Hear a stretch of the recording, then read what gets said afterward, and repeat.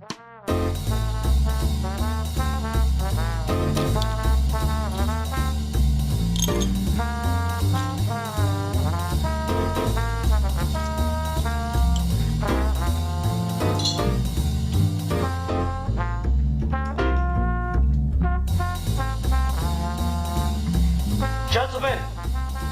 the time has come once again to discuss things.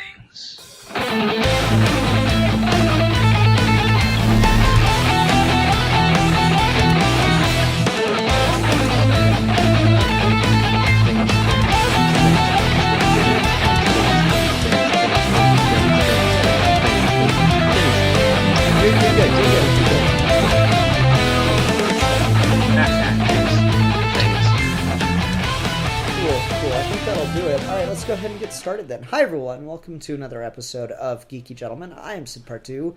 Joining me today is the one, the only, the realest of the real Manos. Greetings, motherfuckers. How are you? Yeah, you should really, work on a rap intro, because when I introduce you as the realest of the real, you really ought to come out, throwing gang signs and stuff. Well, I did. You just can't see it. Ah, gotcha. Good point. And also joining me today is Kieran of Major Key 600. Hello, Kieran. Hello, it's me, your friendly neighborhood manslayer. Alright, so this week we had to kind of come up with the topic spur of the moment. So we're talking about people just not getting the fucking point. I'm trying to think of the thumbnail already. I really wish YouTube would let you use GIFs for thumbnails, because there's this great GIF of something going straight over someone's head, and it's labeled the point, and they completely miss it. And so yeah, we're gonna talk about people just not getting the fucking point. So what brought this on is just we're obviously in a very highly politicized climate, and there's an issue of Superman out right now, where Superman saves a bunch of what are assumed to be illegal immigrants from being, shot by a racist, and people, as Superman has often done, and people are complaining not necessarily about Superman saving people's lives, but that Superman is being used as a political figure. And this complaint I find really odd from people who have claimed to be Superman fans for years and years, because this is nothing new for Superman to take a political stand against, bigotry or racism. And yet, think of this one comment where this guy's like, I've been reading Superman for 57 years, and you're the writer throwing this crap in there. And I'm just like, I don't believe you about reading Superman for 57 years. Either that or your reading comprehension is just piss poor until just this moment. So yeah, we're gonna be talking about that whole brand of just missing the fucking point. So I don't know, where do you guys think a good place to start on this would be? Well, of course, this was Breitbart News that brought the story off, and I have noticed over last few years, conservative media has a bug up their ass about all types of media that they feel is too liberal, that are trying to put forth some sort of liberal agenda, also known as a political agenda, where you should just write adventures. And yeah, this commonly happens. I've seen this happen with Captain America a few times over the last couple of years. This most recently happened with Superman, and it's this desire to keep politics out of, we're talking specifically superhero comics, to keep out of superhero comics. And the problem is politics has always been part of superhero comics, from the beginnings, with Superman, who really fought against the establishment in his early issues. Wonder Woman specifically was designed to put forth a strong, not only feminist, that seems to be almost simplifying Marston's hopes for the character, but he wanted to put forth a whole kind of worldview of understanding through the character. He he even used Margaret Sanger's book. I can't remember the name of her book. He used that as kind of part inspiration of what Wonder Woman's worldview was. And by the way, for those of you who don't know, Margaret Sanger was the founder of Planned Parenthood, and she was also the aunt of Olive Byrne, who is basically one of the inspirations for Wonder Woman. So she's kind of Wonder Woman's aunt in a weird way. That has always been tied into the superhero comics, and that's what Stan and Jack were doing. Of course, Denny O'Neil with his work. It's always been there, and I don't know what the fuck these people are talking about. Especially that one guy you mentioned. You pointed out about making that tweet. I guess it's against Danger, something like that. It's like, okay, maybe you started reading in the 50s when the stories were basically Superman spanking Lois. Like, okay, great. That was derivative of what comic books normally are. So sorry. I also want to say sometimes I get this feeling, and I'll bring this up right now, is sometimes I get this feeling that more conservative fans and conservative writers don't want these values displayed as good values. Mm-hmm. I have heard some people like in like maybe the first Hydra Captain America book. There's a speech by Red Skull. And I've heard people say, "Oh my God, I agree with Red Skull." Like, okay, hey, you've grown up. You've been a Captain America fan as a kid. You've grown up agreeing with Red Skull, and they don't want to think about that. So they don't want to deal with politics. They just want to see them smash other stupid characters in tights, and not think about like the ramifications of their actions and their motivations. Sorry, it's extremely important and tied to comic books. And if you can't handle that, sorry, maybe you should watch wrestling, which I think also has politics. Yeah, it's interesting because you brought up the Red Skull in the Captain America book. I was with Nick Spencer on his Captain America book, even with the revelation of Steve Rogers being a agent of Hydra.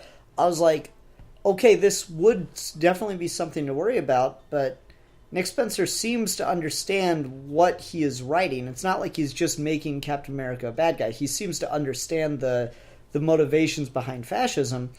But on some level, I can kind of see this argument for keep your politics out of comics, especially when we talk about Nick Spencer, because he does not understand the implications of his own politics, the shortfalls of his own politics, and in doing this to a character, he tried to bill it as, oh, this is just a one-time, this is just another bump in the road in the crazy Captain America continuity where, like, he's been a werewolf and Red Skull has the brain of Charles Xavier. It's like, that's what he tried to sell it as just from the reading of his book.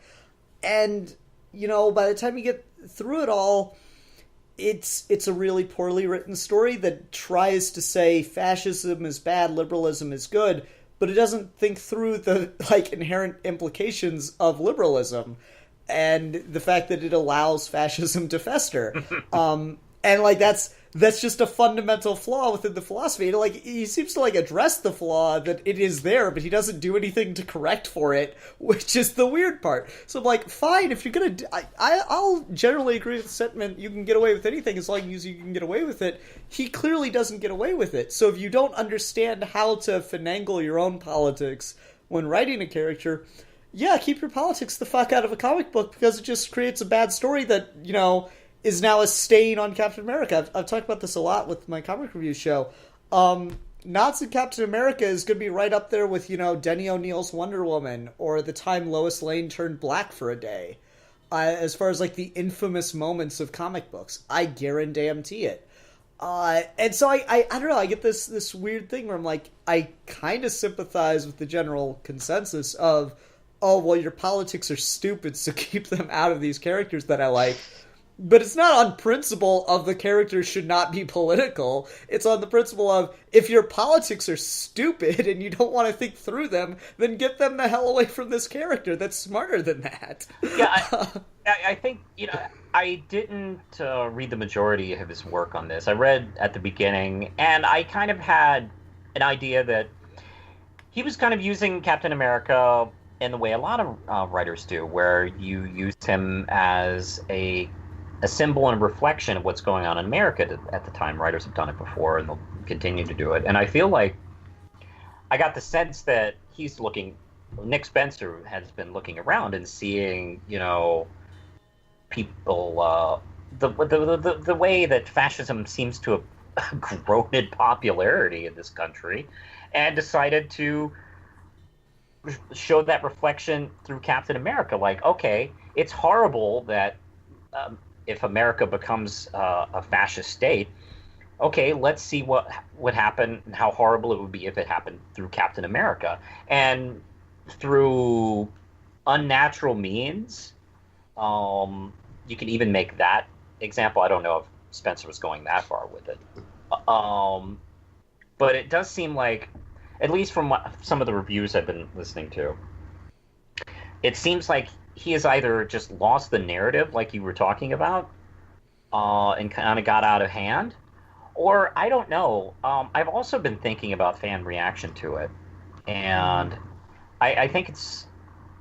I sometimes wonder if maybe this wasn't the time, because we're right now in that exact situation he's talking about, and maybe right now we feel like we need Captain America. We need Superman to defend immigrants from insane people and evil people and racists. I knew, and this is why as soon as Trump became president, I had a strong feeling the Wonder Woman film was going to be successful, because we need heroes that stand up against fascism. We need and this is why we need. This is why I say go read Bombshells. Bombshells is one of the most politically progressive and intelligent books I am reading right now, and have been reading over the last couple of years. It's consistently one of the best books. Like, okay, yeah, all female cast, almost predominantly female. Like, Superman showed up for the last 3 issues of the initial volume and didn't really play a big part in the story. It's just he kind of shows up because, oh, cool, now we have Superman in this universe and he's a circus performer. But Bombshells, all female cast. Within that female cast, tons of diversity. Zatanna's a Romani Jew in that continuity. Mm-hmm. Tons of diversity, but also just really poignant political statements. You have Bombshells United #1 out just now. And that book, is all about, hey, we are dealing with a lot of LGBT characters in this, and so they're fighting, of course, Nazis and fascism, but reality of the situation is those kinds of people weren't welcomed back here in America, no. And so it's dealing with the intolerance and existence of prejudice in America at the same time, and it's starting off with that right now. It's had a little bit of that in the past, but the first volume is focused mainly across the in the Eastern Theater of the War. It's doing that right now through the Japanese internment camps. In the first issues of Bombshells United #1, Wonder Woman helps free a bunch of people that were destined for a Japanese internment camp. That's the political gauntlet thrown right the fuck down right there. It's like, it's something that's aware of its own politics, aware of what it's writing, and that's just something you need to do. You can't just rail against a political ideology that you hate. You have to be critical of other politics. You have to be critical of your own politics, and that's something that Bombshells does fantastically. But to get back to the initial point of people missing the point, I just don't understand how people can be so oblivious to a thing. Like, do I think Nick Spencer is a fascist that wants Captain America to be a Nazi? No. I get that the point is it's a bad thing that Captain America is a Nazi. Yeah. My problem with that book is he has lost sight of what the implications of that are. Yeah. And he doesn't understand how to address that in a political context that makes any sense. I wonder if he has sat back. I haven't listened to him talk too much about it, so, I mean, forgive me if he's elaborated and I just haven't heard. But I do wonder if there's a sense of satisfaction in listening to how angry people have gotten over it to him.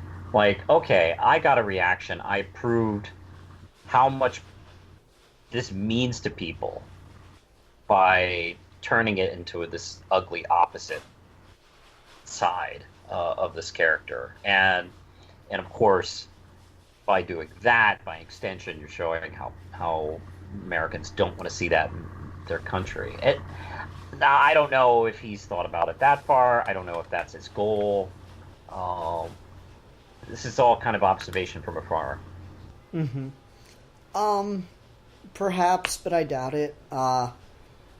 It's one of those things where someone becomes kind of not immune to criticism, but locks themselves off from criticism, and that's when things often get to be their just absolute worst. Yeah. You know, when someone just cannot accept that there are problems within their work, they have to justify every single little thing. Well, there is the thing where you can't, if you're all locked and loaded and ready to go, you can't second guess yourself as you're doing it.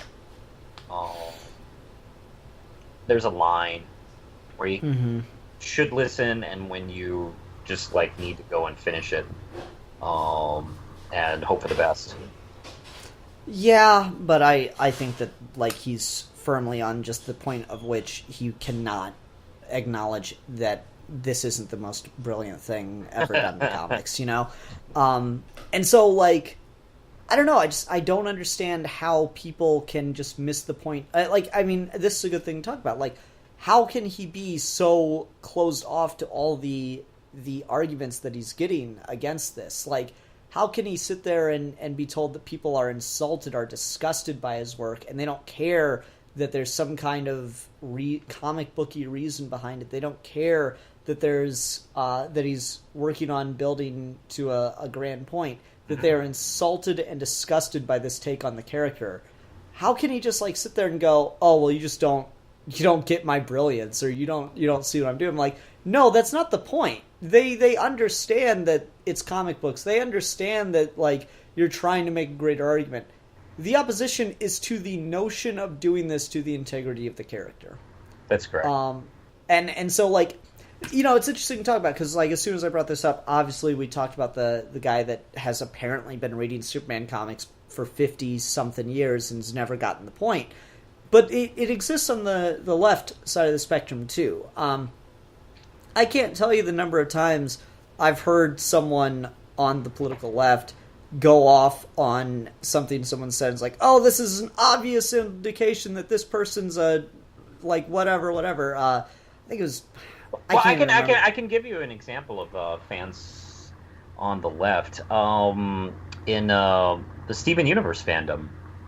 There have been a couple of cases where fans tend to, a lot of fans. I guess I'm a minority because I'm I'm a guy in my 40s and I'm straight and white. There's a lot of fans who are younger. And have are dealing with growing up in terms of gender and acceptance and gender acceptance, and kind of what you like and what you don't like. Yeah, and sometimes being regarded on the outside, being treated like outsiders, and a lot of the themes of Steven Universe are mostly about acceptance, either accepting of others and accepting of yourself, faults and all. And occasionally there'll be arguments within the fandom that I listen to some people, and there have been even people accused like other fans are being either racist or hateful, or even the creators being accused of such kind of things. It's like that's not at all what they're trying to show. And if you go back and watch, interviews with them, and and the themes of the show, that's not true. And I understand where you're coming from. You're coming from a place of always being on guard, but you're at the same time not accepting of others. Mm-hmm. And I've missing seen the that, points entirely, because missing the point. I know what you're talking about, because the Steven Universe fandom is toxic entirely. I'll be honest, all fandoms are toxic. All fandoms are toxic, but Steven Universe, just because of I think the like we were saying before, the very kind of delicate and very personal topics it is that personal. the show That's likes actually to attack. that's a good way of putting it. They take things personal because the first few seasons, they've allowed it to become really part of them. So something doesn't fit in, they really kind of snap back, and not kind of really thinking about the exact lessons they learned.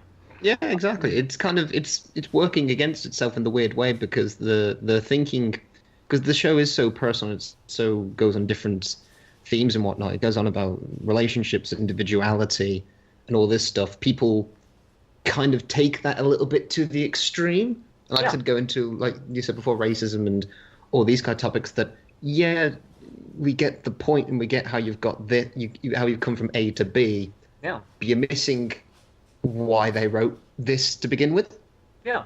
Oh, there's that where, like an early example of this that everyone seemed to point to was like an artist drew some skinny versions of Rose Quartz and was harassed online for weeks about it from like maybe, I don't know, could be one fan, but maybe a few fans, which goes kind of against. And I understand where they came from, because in a way that was like, this is a character that's become kind of a symbol of body acceptance. So one fan draws a skinny version, it's like, oh, let's kill her, and it's like, no, kind of look to calm down and understand, chill out. So I know that's where kind of a lot of people's view of the toxic side of the fandom, I think, started. And then people have even attacked some of the creators about that. Few fans have even done that, which amazes me, but whatever. So yeah, it is not. I know we're going to beat up a lot on conservatives because they deserve it, but it's not like the independents and liberal sides of fandoms. It's not like they're perfect either. They have their toxic sides as well. Yeah, and then the other example that came to mind while you were talking about that was Black Widow in Age of Ultron. Because she has that moment where she goes, I'm not a human, I'm a monster, because I let them, make me sterile so I could be a better killer. And, people blew up and went, oh my god, Joss Whedon's saying that women who are infertile are monsters. And I'm like, no, he's saying that people who give up the right to create life so that they can be better at taking it are monsters.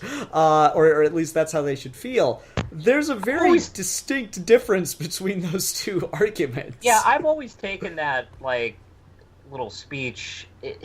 When I think about it, it's like, okay, I seriously let them make me infertile so I could fucking kill people much easier. That's kind of like a really premeditated, maybe rape, murder. I mean, it's kind of disgusting to think about. It's not so much that she can't have babies. At least that's never the way I always interpret that line. Although, granted, I am a guy, so. Yeah, I don't know. It's just like the idea that he is saying that any woman who cannot have a child is a monster was the argument being made against him, though. And I'm like, no, that's clearly not what the point of that scene was. Yeah. No way you can interpret that being at all fair to the text and get that from that scene. There's these ideas of subtlety of dialogue, stuff like that. And so it's all the time. It's left and right and all this stuff. It's not that you have to have a political agenda to not get the point. It's like any kind of way you come at things, there are people who miss the point of stuff. And I think what it is, and it's often on a political slant, like it's so rare that I see someone not get the point of a piece because they're just like ignorant. It's usually because it disagrees with them on a political level. Yes. I think what it is people let their politics get too attached to the work, and certainly while everything has a political point, not everything is solely political, right? Like Barney the Dinosaur to be solely political at all. I wouldn't say that. I wouldn't say not anything. I think not everything is solely political. Like Barney the fucking dinosaur has, on some level, a political agenda. That agenda being kids should be more well educated from a very young age. That's not a very complex political agenda, and I don't know how people could get offended at Barney the dinosaur, but whatever. Well, if you're in power, you want people ignorant. Yeah, fair enough. No, but like, there's a political message to that, but Barney the dinosaur clearly is not all about a political agenda. It's got that kind of underlying thing, but it's clearly not about its politics. And that it's a spectrum of everything. There are things that are like almost 100% politically allegorical. Hamilton is not just a big song and dance show about emotionally connecting with this forgotten founding father. It is very much a political statement about the state of the country, the state of race relations in the country, all kinds of things. The economic inequality within the country. That's all pretty much bottled up in Hamilton right there. That is on the far end of the political spectrum, where it's almost entirely political, and Barney is at the other end, where it's very, very little has to do with politics in it.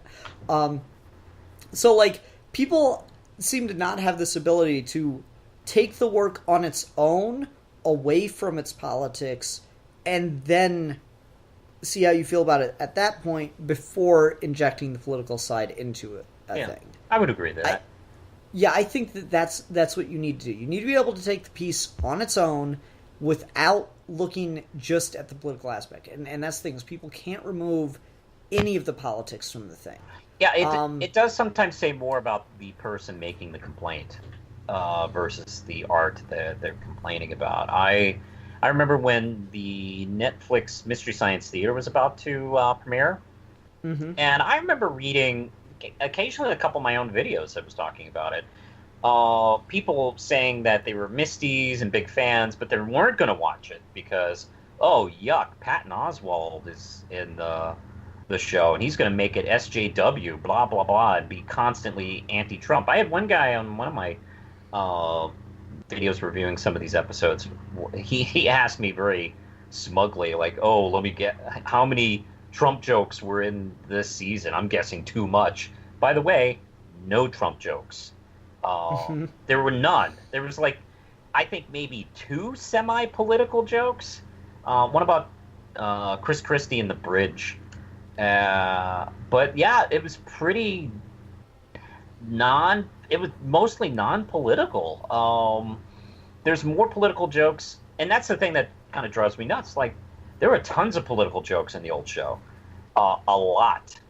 And, like, straight up calling Republicans evil and Nazis. And, matter of fact, there's an episode in season 2 called Wild Rebels, where this is 1992, this episode aired, or 91, where they're watching this biker gang movie, and they're at the hideout of these bikers, and there's a big Nazi flag like hanging on the wall, and there's some books on a bookshelf right next to it, and Tom Servo like starts to wonder, like, what are these what books do you think are on that shelf? And Joel says, Trump, art of the deal. They called him a Nazi in 91. So, you know what? you know, they can hold on to it. They can save it.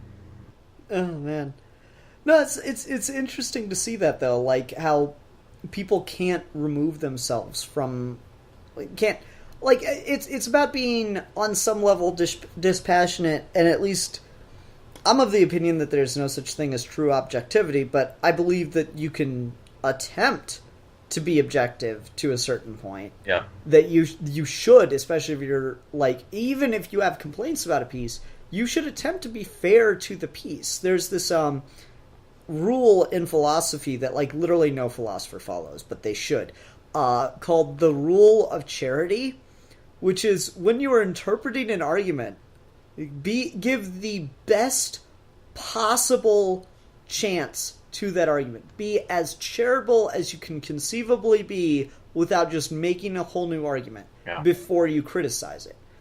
When you're watching a movie or a show or something, be as fair as you can possibly be to the thing before you criticize it, because if you're not, then there's a good chance that you are just missing what it is trying to say. Whether or not it is like problematic as fuck all the way through, if you can, you should be able to on some level remove yourself from it. Like even if you're outraged, you should on some level be able to say, okay, putting that aside, just looking at what it's trying to do, whether or not it succeeds at those things, here's what it's trying to say. Here's what it wants, it at least thinks it's trying to say, before you attach how you are reacting to it. Because I feel like if you don't do that, then you miss the intention, and doing so can create the fact of just not getting the point. Like, so even if you have right-wing politics, and you read a Superman comic where Superman saves a bunch of illegal immigrants from being shot, maybe go, okay, what this guy is trying to say is that even if we're insulted or hateful of these people, they don't deserve to be shot and murdered. That is not okay to do. I still don't like that they're putting Superman in this position. Like, you can, if you don't like Superman being put in that place, I think you have, like, missed the point of Superman for 70 some odd years. But at least I can understand that you gave it a chance on its own terms before coming about what you don't like about it. Mm-hmm. That's, at least at that point, you were being fair to the thing. Whereas immediately seeing Superman protecting innocent people from being shot and then going, oh great, there's this SJW crap where Superman's saving illegal immigrants. And, like, did you read the article that like spawned all this shit? Yeah. The guy goes, what's next? Is the Flash gonna start transporting illegal immigrants across the border? I'm like, I would so read that fucking story, man. That'd be great. Yes, I'd be all over that. That sounds awesome. Right? But, like, just if you immediately go against it, it's like, oh, Superman protecting illegal immigrants. Like, what the fuck was Superman supposed to do when he was there? Just stand by and let him get shot? Yeah. What the fuck are you advocating? By the way, if I was writing Flash right now, that's exactly what would be my next story arc. Oh, really? Oh, that's thanks for the idea, illegal immigrants. Yeah. Like, that'd be the shit. Or there's something about, like, Wonder Woman using her lasso to, like, steal land from Texans or whatever. I'm like, whatever with that. I really like fucking sense. I don't know, but, like, I really like the idea of Flash shuffling people back and forth across the border. That's great. Yeah. That's ideal right there. Just to fucking rub people's noses in it. But anyway, it is that fact of, like, I cannot take your opinion seriously if you're not willing to at least consider the point in itself first. Yeah. That's my thing. And also the context of the characters. Like, if you're upset about Superman saving ignorant immigrants from being, like, shot to death, or the X-Men standing up against intolerance. Oh my fucking god, right? Yeah. Occasionally I hear that kind of shit. Like, man, you don't even understand that. Or, like, the recent brouhaha with, like, Star Trek and Star Trek Discovery. Yeah. It's like, dude, that's the whole point of what Roddenberry hoped to accomplish. So I don't know what to tell these people. sometimes. Besides, Yeah, you don't get it. And I hate to say that, because I sound like a Batman. Snob, right? Well, I sound like a Batman Superman, Dawn of Justice fan. You don't get it. Yeah, I agree. It's that weird thing where you're like, I don't know how to explain to you this context that has been there the whole time. Like with The Force Awakens, people call it the remake of New Hope for the SJW generation. I'm like, we're both talking about this thing where this evil, clearly fascist, Nazi-inspired empire blew up a planet of innocent people and was destroyed by a rebellious force. We're both talking about the same thing, right? Like, I don't understand. Like, A New Hope was the New Hope for the SJW generation, goddammit. Yeah, look, superheroes have always been social justice warriors. They literally are social justice warriors. It's not a backhanded compliment. It's who they are. Yeah, and I don't get... Well, I guess I've made my argument for what I think people are doing, but... All right, how do we solve this problem? How do we help people get it? Keep explaining. Don't be smug. Don't be... I don't know. Don't be assholes. I don't know. Reduce the number of people that think this right now. No. But, the problem is, I don't know. I mean, I don't know. Just natural progression is the only way, and that is, unfortunately, there's no cure-all. I can't...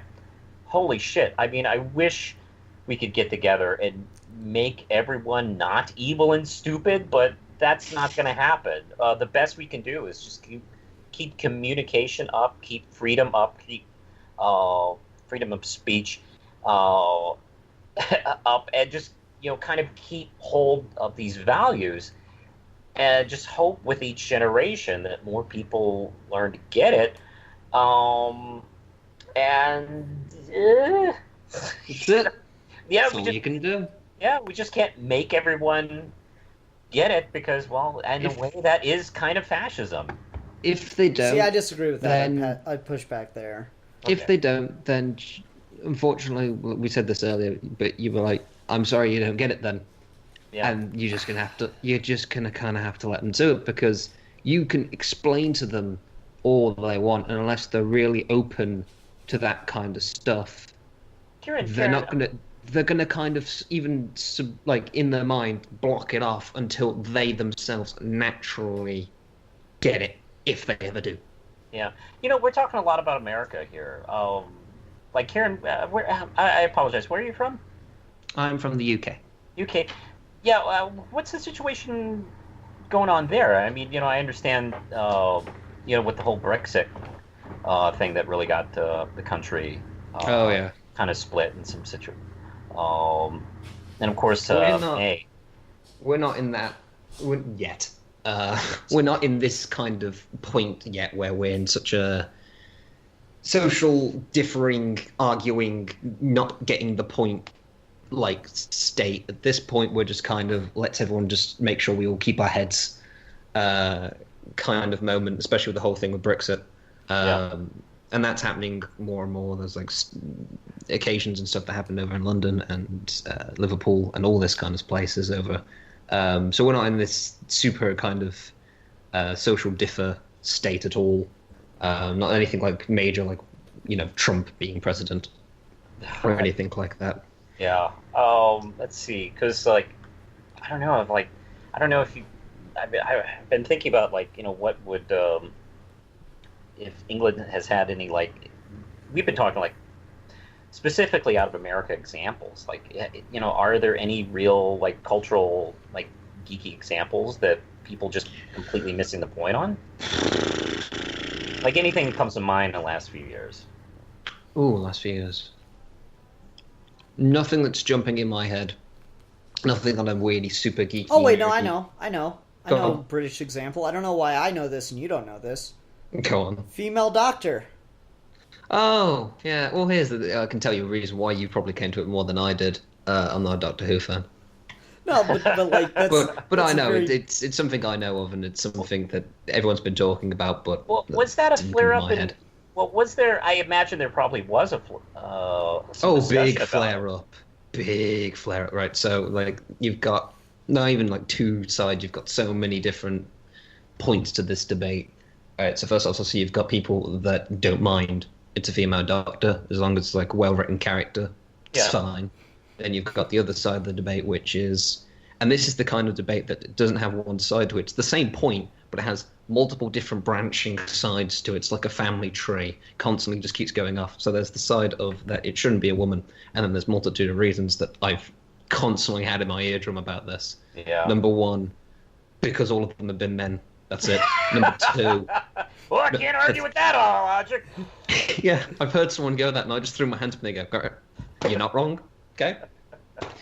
The number two was because it defeats the point of the character. I don't know how it does, because then that also side branches off to multiple different reasons.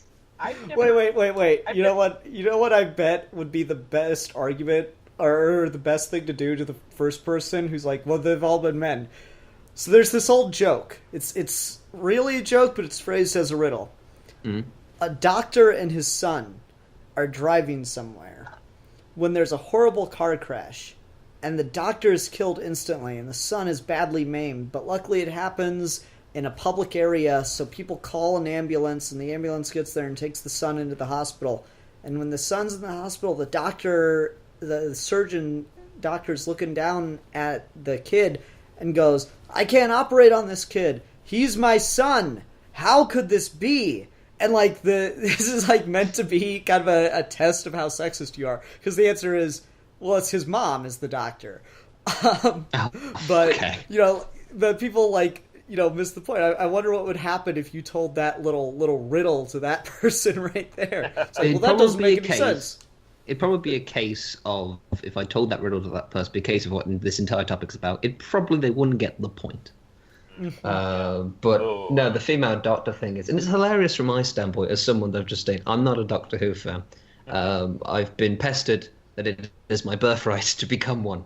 And who knows, maybe one day I will, because the only thing I've ever been exposed to Doctor Who was the Tom Baker stuff when I was a kid. And then again, the only thing I can remember is he looked really cool, and I want his scarf. He does. That's about it. Cool. He was my doctor.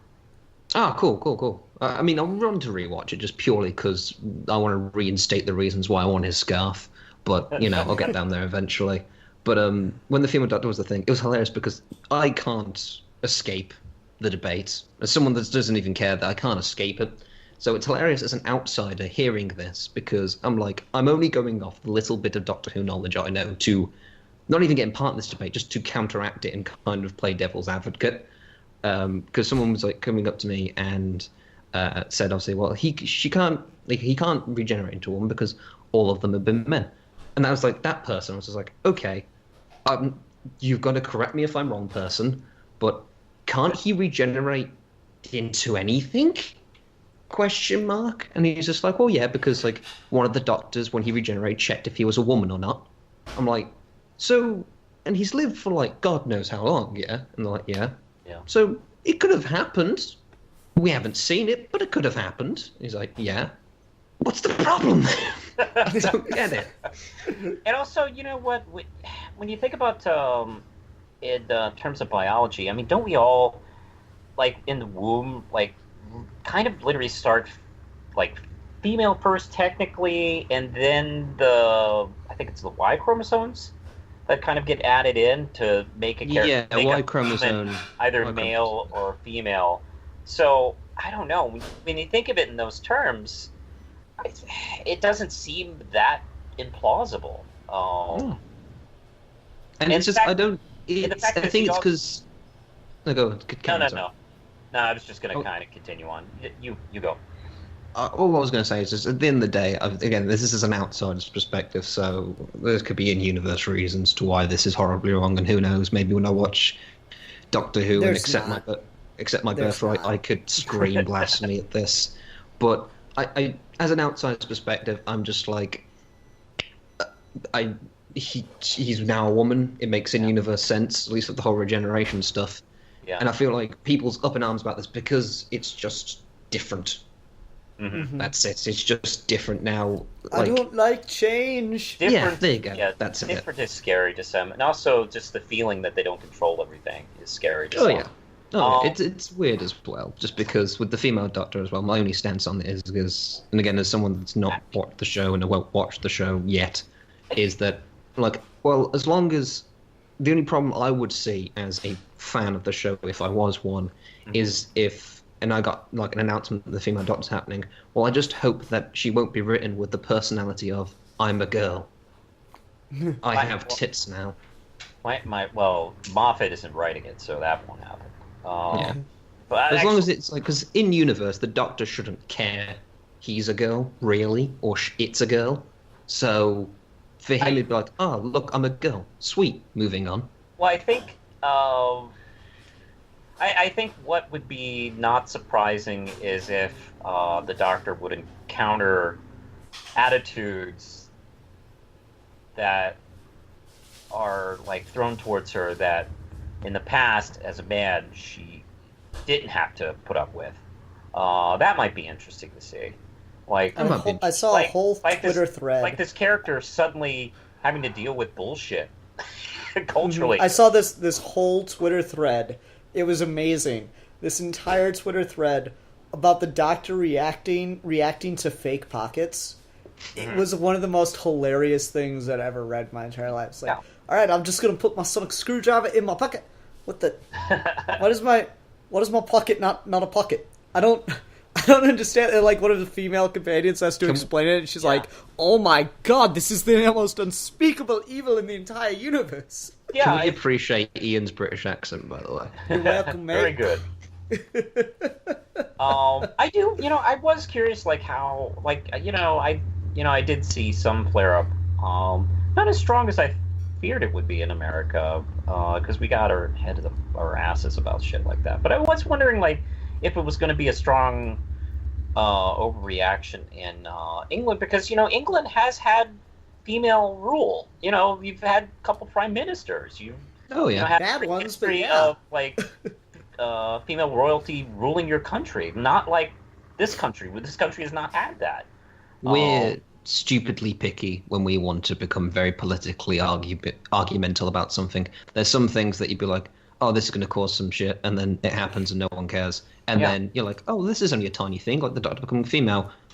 Explosion.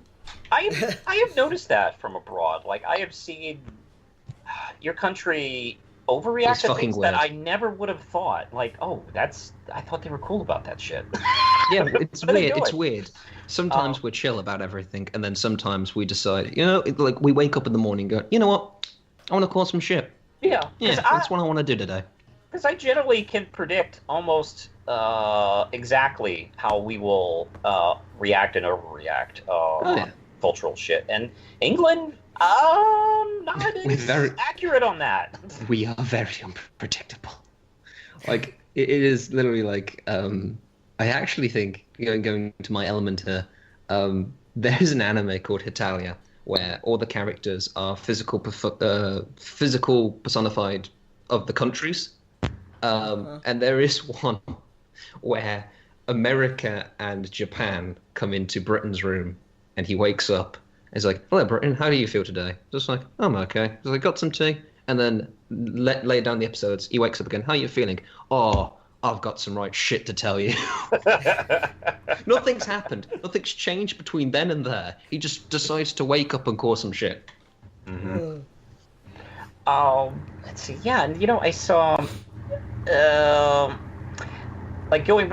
picking up back what I was talking about, Steven Universe, is there was a bit of controversy where Cartoon Network in England censored the super episodes. Yeah, some of the episodes that had the more homosexual traits, yeah, and a couple of scenes, which also surprised me too. I don't get that at all.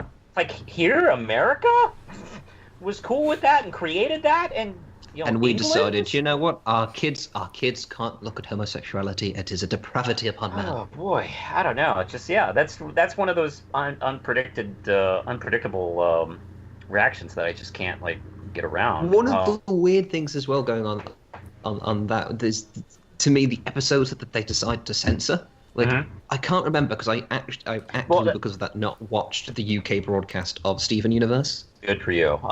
There's the biggest. Yeah, the biggest example is in the episode. I can't remember. It's the name. It's the episode where Rose and Greg are singing a song, and Pearl intervenes and has this very sexual dance with Rose. Yeah. How did they censor that? They cut away to one part where it looked like they were going to kiss.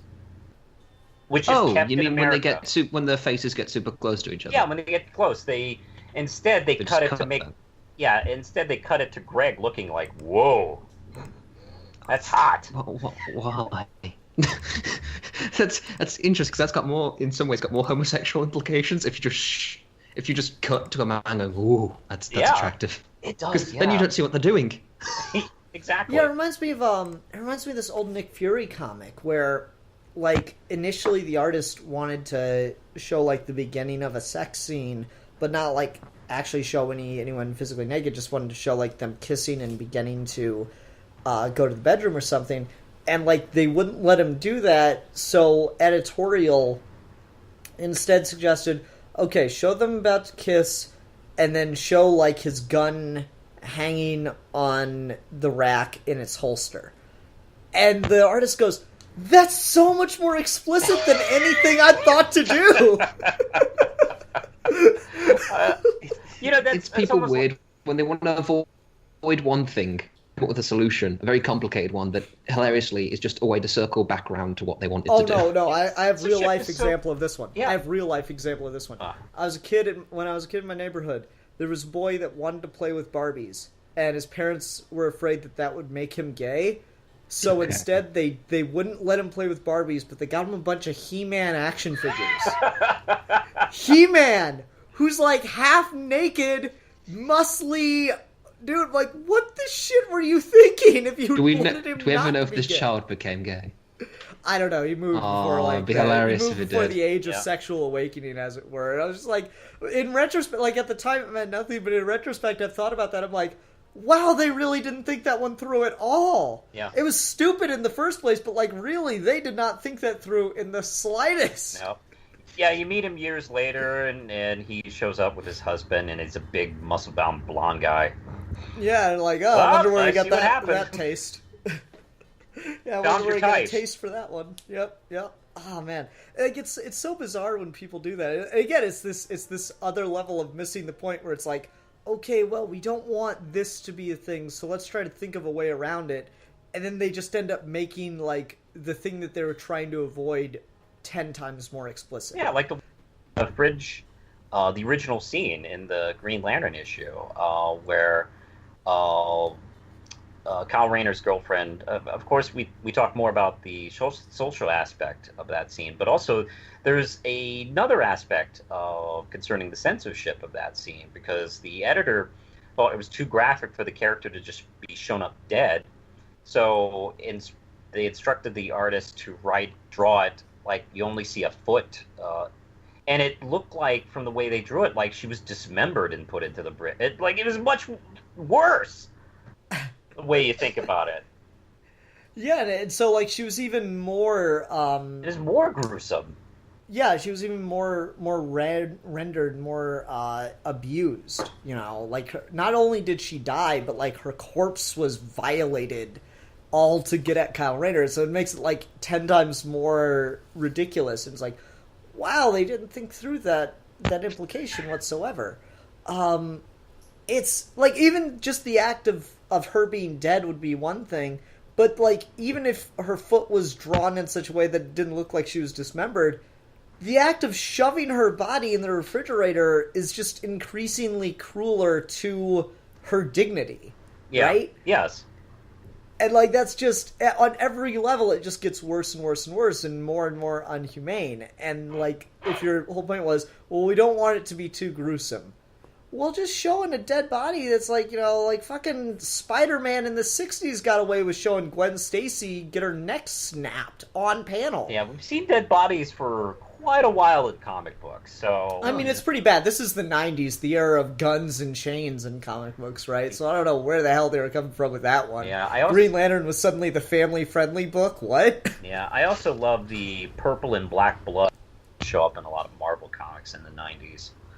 Mm-hmm. It's like, wait, I thought that person was human. Why are they bleeding fucking purple?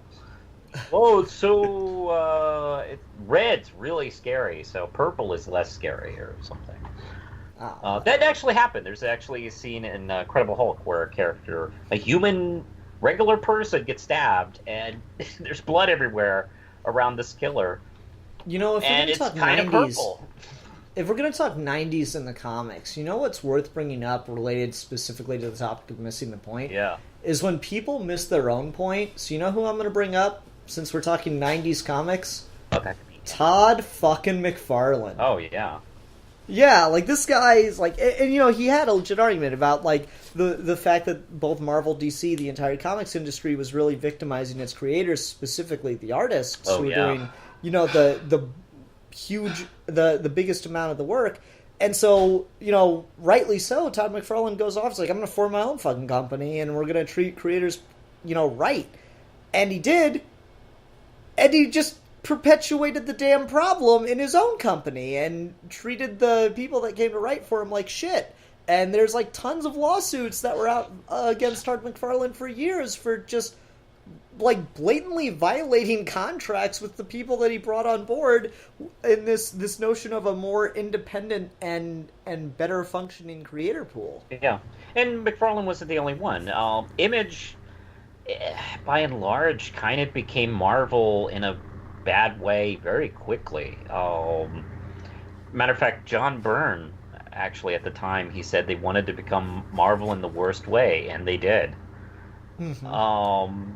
I from what I understand, they've completely corrected.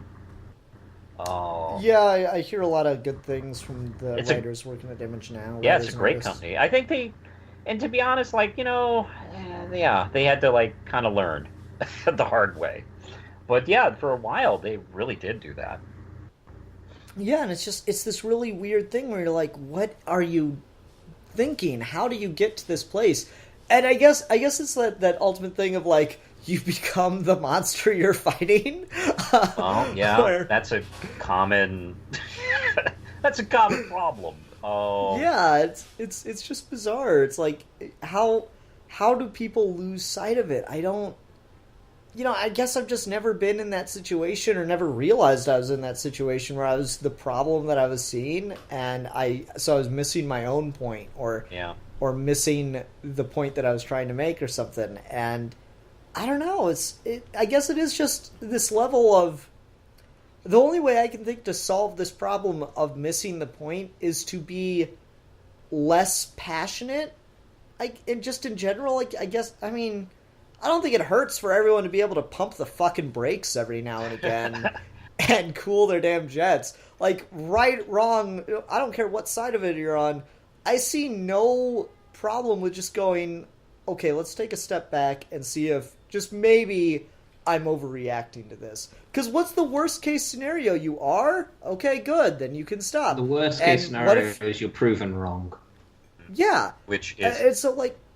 death. And even if you're not, even if you were like, yes, I was completely justified in my rage, cool, now you can still go be justified in your rage, and you can have your rage back, and now you've got a better perspective on where you came from for that. Jesus. It does feel better to have a more intellectual rage. Mm-hmm.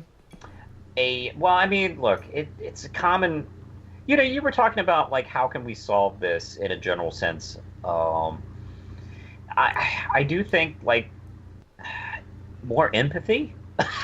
So, like, as a culture, I think we should, like, maybe kind of try to learn and teach future generations to have a little bit more empathy, because otherwise we just keep repeating the same problems over and over. I mean, especially specifically in this country, we're a country founded by slave owners who wanted to be free. It's like, hey, man, fuck you trying to, like, tell me what to do. Oh, hey, you slaves I own, you do that. No empathy whatsoever towards somebody else's situation, just your specific situation.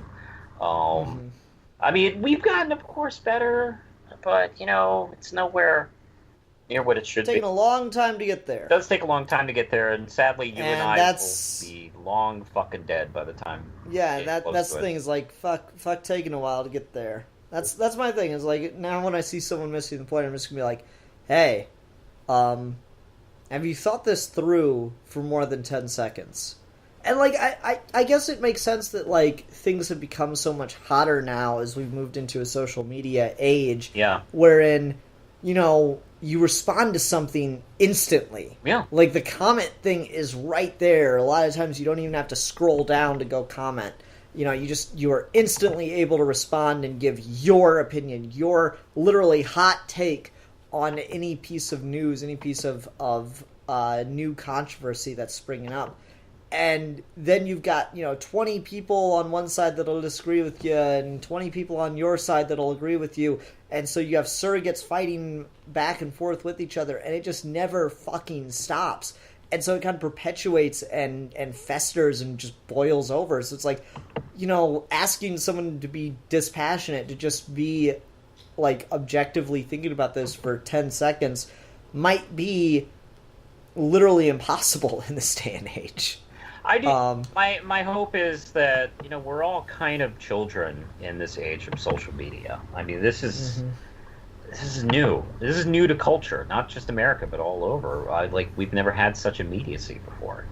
I mean, the world had been getting smaller and smaller, but it took a leap and bound. I mean, we're on the phone with someone from fucking Britain right now. And Manos halfway across the country from me, so, like, that's pretty telling just in and of itself. It's opened doors, but it's closed a lot off as it's gone too. That's true. It's exposed the scars. Yeah. Oh, social media. So, I guess, like all things, let's blame Twitter and Facebook. Yeah, I'm cool with that.